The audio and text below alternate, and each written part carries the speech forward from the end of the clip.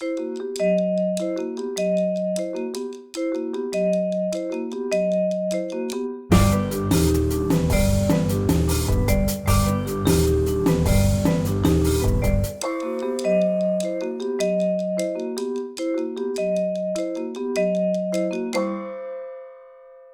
evening, ladies and gentlemen. Welcome to New York University, Casa Italiana, Zerilli-Marimò. Benvenuti alla Casa Italiana, buonasera. We are very excited to have a chance to present to you, may I have your attention? Thank you. To present to you the screening of Miele by Valeria Golino with Jasmine Trinca. As you know, this is part of a series called Cinema Made in Italy that will bring to New York other Italian films. Stay tuned. We are talking with Amy, that is the organizer in the city. So Marco Bellocchio and many other directors and new Italian films are coming. We are all very excited about the Oscar for Best Foreign Language Film to La Grande Bellezza. I think Paolo Sorrentino deserves an applause from this audience. So it's a great moment for Italian cinema in the US. And tonight's screening is going to be followed, as you know, by a Q&A. And here next to me, you see this gentleman who is Aldo Bozzi. Many of you know Aldo. Aldo is, with Umberto Bonetti, the curator of a film club that many of you know of that is called CHAC, Contemporary Italian Author Cinema, that has been bringing to New York recent, new Italian films. It's a club. It has a membership fee that is very reasonable. It's independent from the Casa. They don't check their program with me. I normally approve 100% of what they do, but they are completely autonomous. Because we introduced the Grande Bellezza beginning of December, and December 2nd we were, before ahead of time. Very true. And this event is also done in collaboration with Umberto and Aldo, that I thank for what they do for Italian cinema in New York. Out of their own generosity and good spirit, they don't get a dime out of the work they do. So now Aldo is going to tell you something about the film, and then don't go after the screening because we have the Q&A with Valeria and Jasmine. Aldo. Okay. Grazie Stefano, just few words, le dico in italiano perché generalmente our audience is Italian, but if you prefer it's just few words about the movie. The movie has been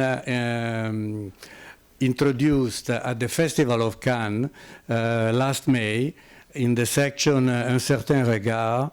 It won a prize, the Economical Prize, but the special jury that gave this movie a particular mention. The movie after that has received a lot of prizes, a lot of rewards that confirm this, the value of this film. It's the opera prima because it's the first movie of Valeria Golino. As you know, Valeria Golino is a very well-known actress, and this is a first movie as a director. We will have the pleasure of meeting her later on, because after the movie you will have a Q&A that will be moderated by Stefano, and you will have also the possibility of meet the actress that is Jasmine Trinca. So, buona visione, and I hope that you will become also member of CHAC in the future projection. Grazie, buonasera. Please welcome Valeria Golino, Jasmine Trinca, and the producers of Miele, please.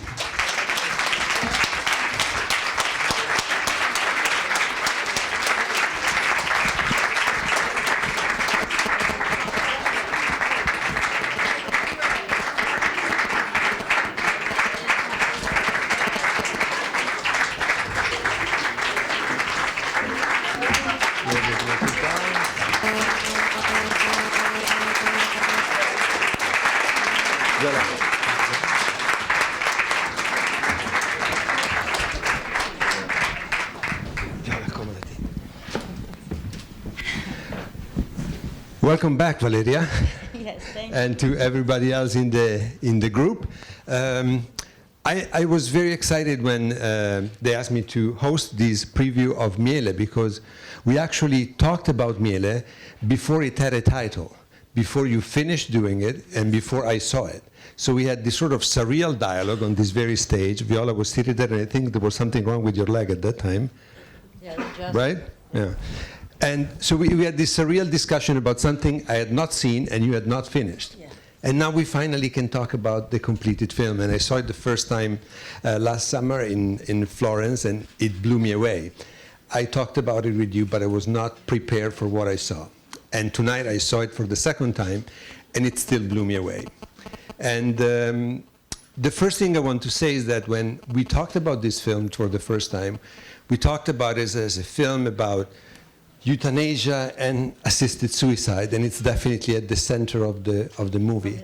But it is a film about a relationship that develops, and it's a beautiful, deep, strong relationship of these two loneliness that somehow merge. And I think, to me, that's the most important aspect of the film, even after the second time I saw it.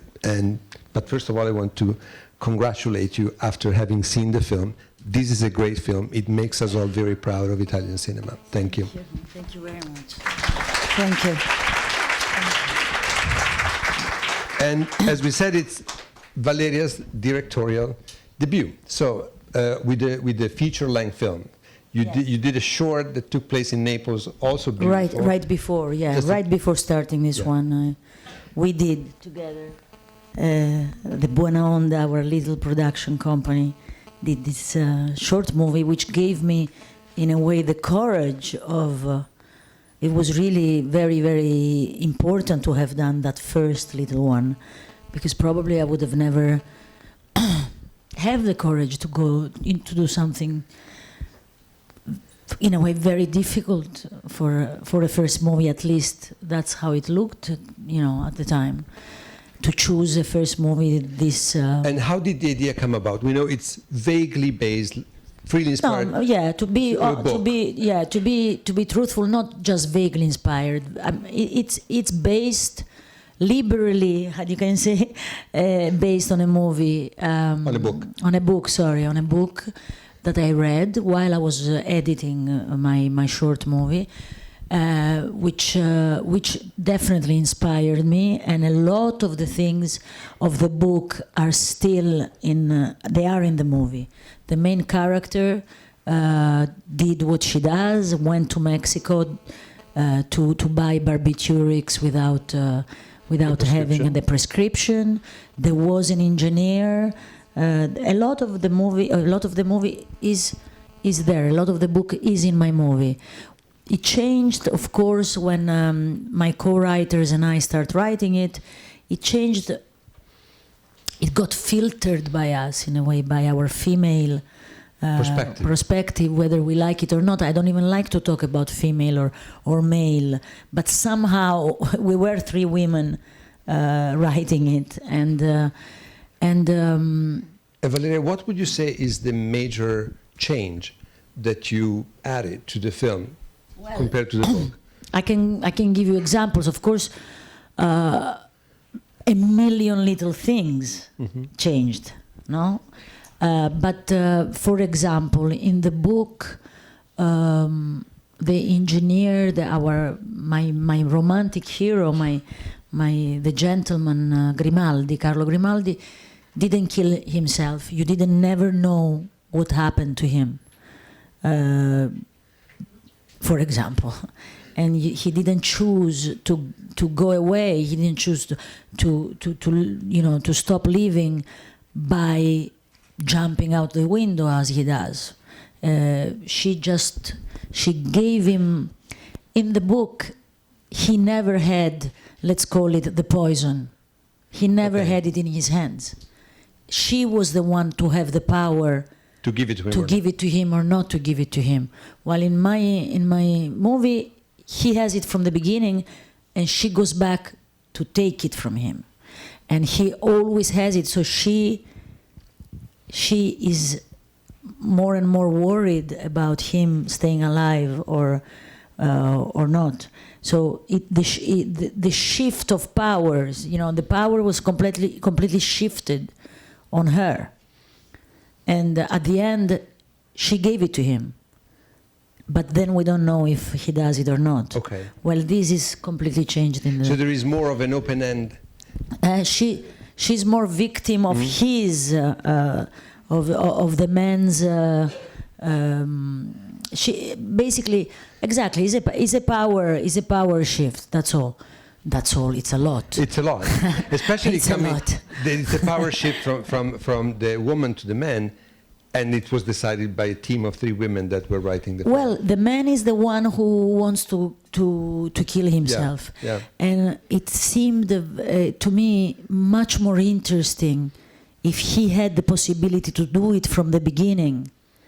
And also, I don't think somebody like Miele, who does what she does, if he didn't have the barbituric, at least in the beginning of the relationship, she would have never gone back to see him. She wouldn't take that time. The truth is that she goes in the beginning because she feels she made a mistake, and a big mistake for her. So she goes to get it back, and then slowly becomes that she wants to see him anyway. That she's actually attracted to this man, to the words that he says, and here is somebody that, strangely enough, looks at her for real, for who she is, you know? Yes. So, but in the beginning it's not that. I wanted to give her a reason to go back. And also I wanted him to have the power to get away at any time and to choose not to do it that way. Because through her, the moment that he starts caring for her, he doesn't want to give her the responsibility of his going away. The moment they get close, in the beginning he doesn't care, but then the more they get friends and they start loving each other, he decides not to make her be part of his going away. And also he's always afraid to jump from the window. And he doesn't like the idea that it becomes a way, public spectacle. He hates the idea that the neighbors and everybody else. It's true, He's a but very it's private also person. in a way, it's also like he wants to die, but not having pain, and at the same time he prefers having pain than give her a pain. So there is also, my movie is not put everything is right or wrong. I didn't want to do a movie. This is the right thing to do. That's not the right thing to do. There is also a romantic value in it. So he's my romantic hero. Not romantic like as in romantic comedies. He's a knight of other times, un cavaliere. Exactly. There is something about him. Yeah. So in that gesture, there is also a dark romantic gesture that he does. I'm not advising anybody to do it. I'm not saying, oh, don't do this instead of that. But there is that. He has that in him. As a being, he also does a gesture that is bigger. Yes. And I have a question for the producers. When Valeria came up to you telling you that she was thinking about making her first feature film and the first thing you would say probably it's about assisted suicide and euthanasia, what was your reaction? Yay, let's do euthanasia! Any of you? Oh, fantastic. Great. We're going to find a lot of money to make this movie. That's where I was going. Everybody wants to get in this project. No, it was, was something. No, at that time we didn't, we were like, let's find someone to produce this movie with us, But, say. Like a bigger Italian producer, because we decided to do with our little production, but okay, let's ask to other bigger Italian producer to help us. And we did the movie alone. We did the movie alone because we didn't find anybody. Our friends they were keep saying no. Listen guys. Okay. We beg you, okay, don't do it this movie. I mean, as a first movie for Valeria, it's going to be a disaster. Of the topic that they were scared by the topic? They were scared. They were keep saying, no, this is not it's very difficult to release a movie like this, And also as a first movie. Yeah. You're going to put her in in trouble. Basically, if you allow her to do this, in a way, this you will are do the first and not the last protecting her. movie It's going to be for her Valeria. first Yeah. and last. The first and the A last. very important distributor, very good friend of mine for a long time, and also friend of everybody. He said this. He called me. We proposed it to him, and he does very edgy movies usually. But the thing that this movie was about death, in their idea, for me, it was never only about death. It was death as part of life, not death separated from life. It was about life and death. He said, I beg you, Valeria, I know you since you're 17 years old, don't do this movie. So this was like the happy-go-jolly atmosphere. A that very we had. scenic phrase in Rome, in the cinema system, yeah, which is says is like this. You can say are it in making you are making two movies at the same time, the first and the last. Yeah. You know. And apparently this is not the case. Again, a question for the No. producers. No. This movie did very well so far in Italy and in Europe. So tell us something about what happened, the reception of the film in Italy and in Europe. I know that it won the Mantova Film Festival because I'm from Mantova and I was very excited about it. But tell us about the other accolade.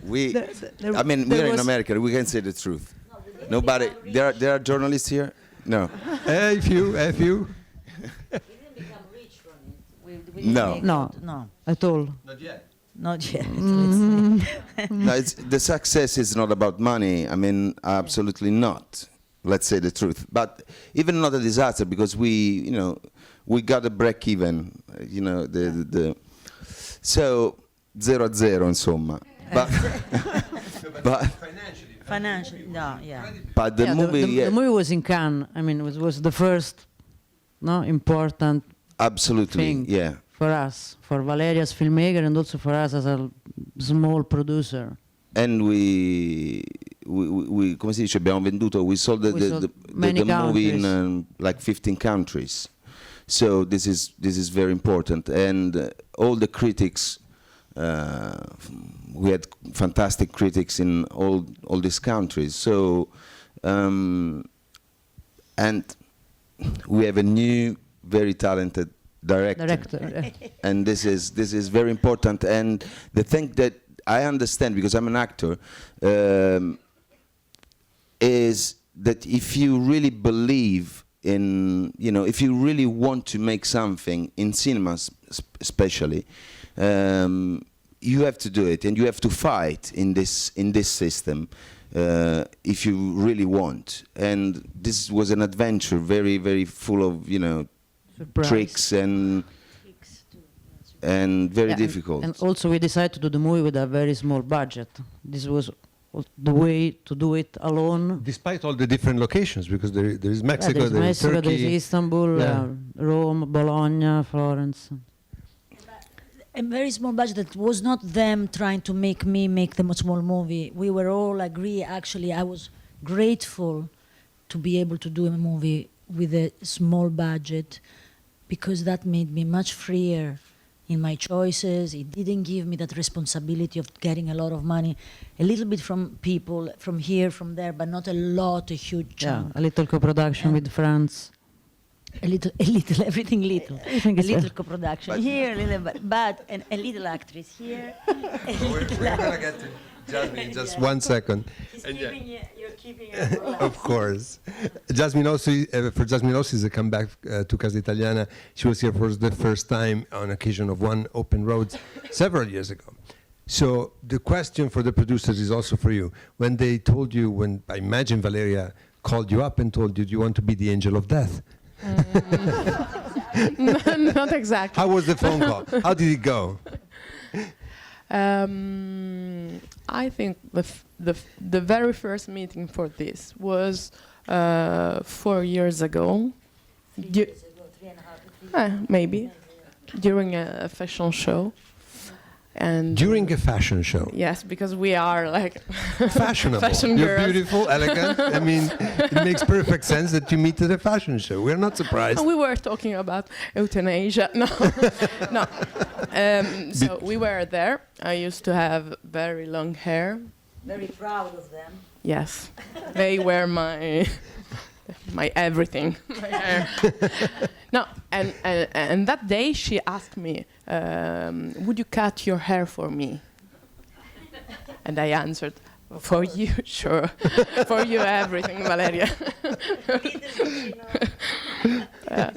And maybe 1 year later, I heard something about the movie. I read the book before meeting her, and So the question about the hair was before you proposed to her to be before. the leading role in your film. She was already in my imagination, and she was in my imagination, and I didn't even want her to be there. You know, it wasn't planned. It wasn't like a rational thing. When I actually started to cast the movie, I did 28 screen tests to actresses to try to get away from her. I said, I cannot just choose her because... From 20s to 30s or 40s, maybe. No, from 22, 23 to 34, 35 years old. All the beautiful ones, all the best ones. I was begging Valeria, please take Don't. Alba Rottwacher. Which is another very good No, actress I'm in Italy. No, but I saw a lot of good actresses. Actresses that they did very, very good screen tests. Very good. And I saw her 3 times. I screen tested her. A torture. Because I'm an actress myself, and I know how you don't want to do these things. I mean, at least I don't want to do screen tests. I suffer through them in the years. Of course, I don't have less and less have to do screen tests, but I've had, and I know that is, you cannot very often, you don't give the best of yourselves because you feel examined and you feel, fear, whatever, for me. That was my case, because I was... And that's why she was very bad. Pretty bad in the screen test. It's pretty bad. There were other actresses that were better than her in the screen test, more technical actresses, less moody actresses, people who know better, more discipline, I don't know, whatever. But she's just like me that way. I could, no matter what she did, I would have taken her even if she didn't show up. She was in my imagination. That's more powerful than any rational thing that I could have done.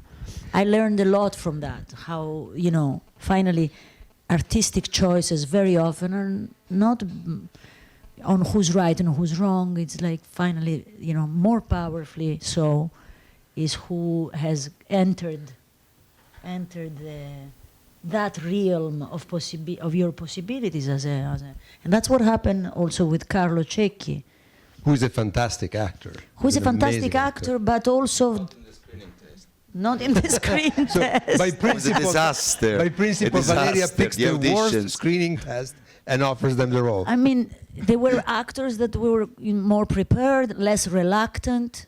Carlo is very reluctant about everything. He didn't even want to be necessarily there.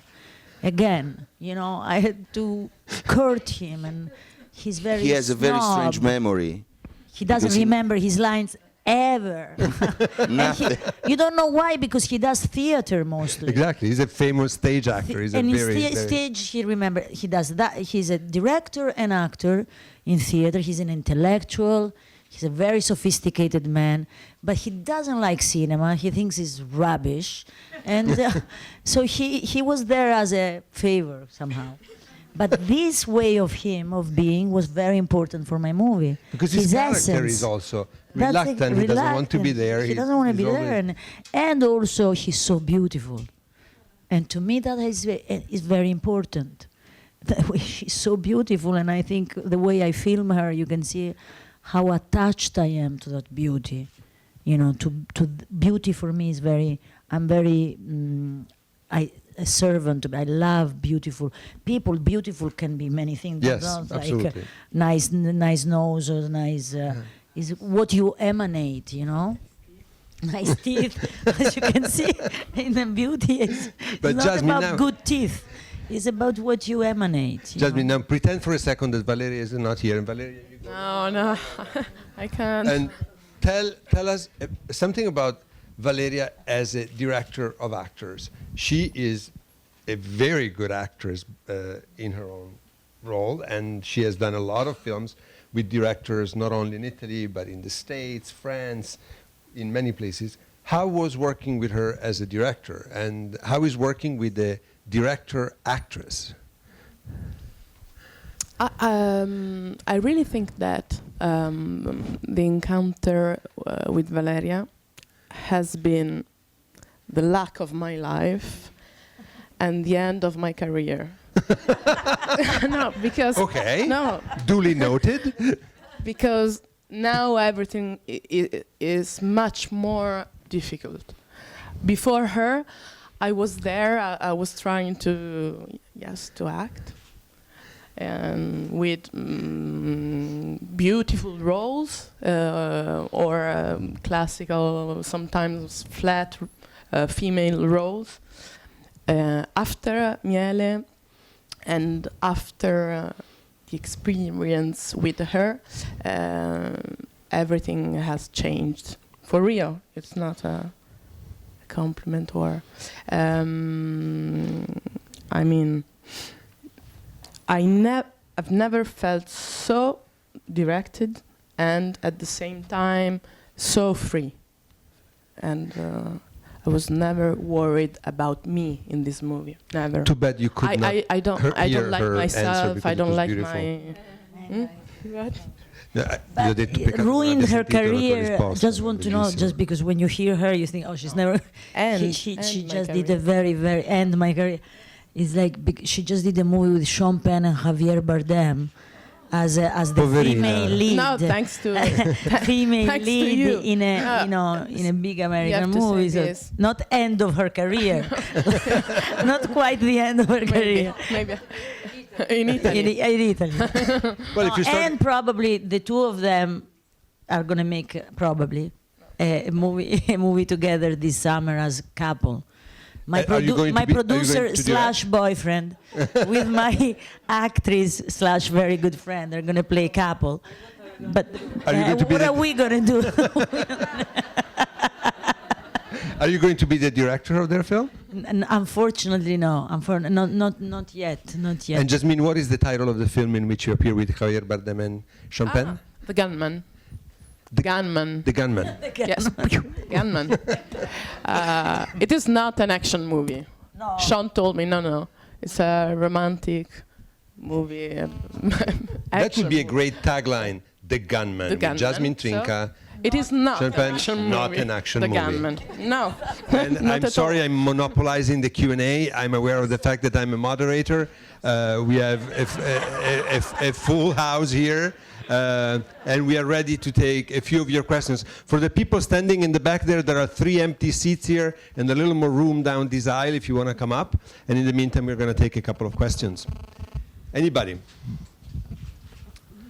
It's a stupid question, but why did the hair have to be short? The question is, why did the hair have to be short? The thing is, different. It's not stupid because I think for actors, the exterior of your character is as important as all your work that you've done at the introspectiveness of your character. Important, clothes, hair, very, very important. To me, in my idea of, she says it in the movie at a certain point, she says, we have to be invisible, she, with what she does, a beautiful female, come si dice, chioma, a beautiful female long hair is not invisible, it's something else. Is the less she was, the more invisible she is. That's why she's so skinny. That's why everything about her is withdrawal and not outside. I mean, I think she's gorgeous, but it's not what we call a woman in her, most female, and that is part of her having to walk around, without being seen. Yes, back there. Scream. Along with that idea, was it in the book or was it your idea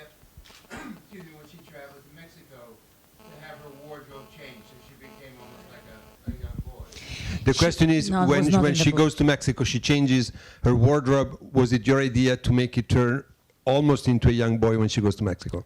Yeah, it was my idea. Yeah. No, in the book, she changes when she goes to help people die. Again, she changes, and then when she goes to Mexico, she changes even more. It's her little rituals, personal rituals, also, for invisibility, for something that it gives her security in what she does, because it's something that you establish a procedure. It helps you her carrying on. procedures, her little procedures. No, in the book, she was not described even like that. She was in the book, which would have been also very interesting. She was a little bit overweight.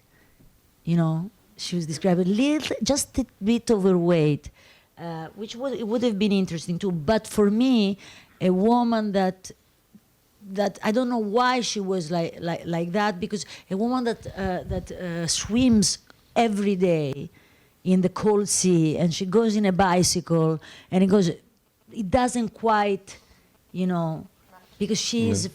I wanted her to be fast, to be. I kept saying to her, "You gotta be you gotta be on the edge. You gotta be fast. Come on, baby, come on."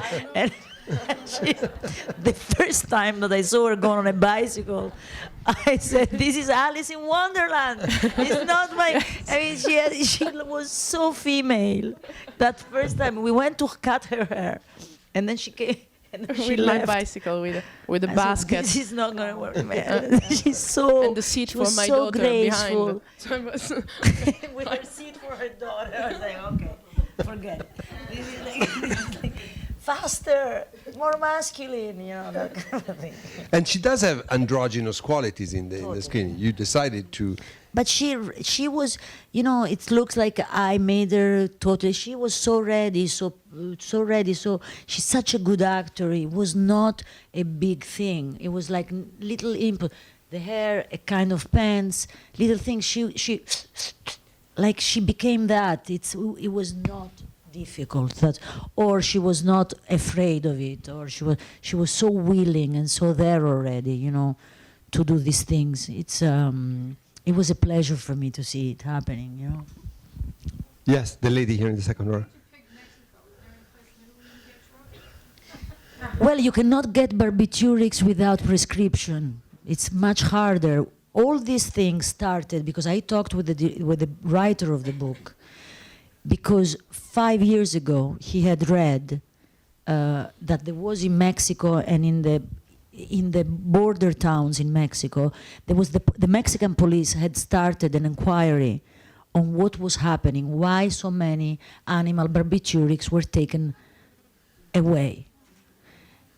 One of the most possible evidence that they were following was that there were people coming from Europe and getting them, probably from mercy killing. That's what inspired the writer to write the book. So, and it's true that now it's already a little bit more difficult, because we went there, and we started trying. You really, particularly my producer. you really went to the pharmacy and asked for. I tried. I would like to kill my dog, my perro. And it was like. Were you a good enough actor to get the drug? I mean, from the pharmacy? it was. There was like a gray area. Yeah, I got it. What you're looking for? No, I mean just something but very strong. Okay. So you should come but maybe some tomorrow. He said tomorrow. I mean, Mañana, it's true. but they would tell you pretty much mañana. mañana for everything. Yeah, exactly.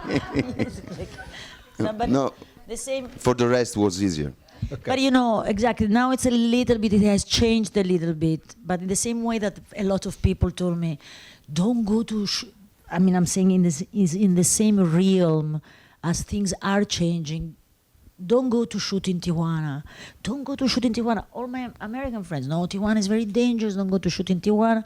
I mean, so many people. And don't go even in the other border town. What's the name of it? It wasn't dangerous. And we had the we best had a crew. very fantastic time. We have the best crew. We had the great time Nice for people. shooting. Very well organized. I mean, you know, there's also Nice town. Nice No, town. let's I say the mean, you know, truth. nice Not town. nice town. But it wasn't.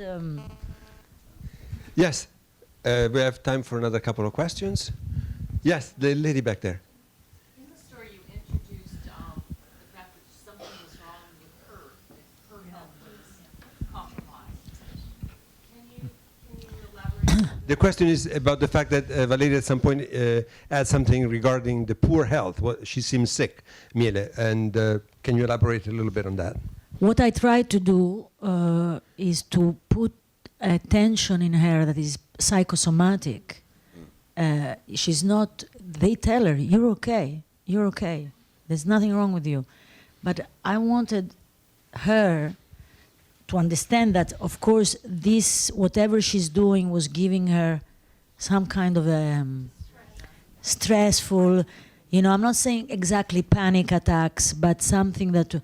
But also the fact that she goes. I wanted her to be, in a way, afraid of her own death. Somebody who looks at it as an entomologist almost in the beginning of the movie, with the distance that she has to have, with pietas, with mercy, but also with distance. And the accumulation of that makes her a young woman, you know, in her, that does all this, is also fear of dying.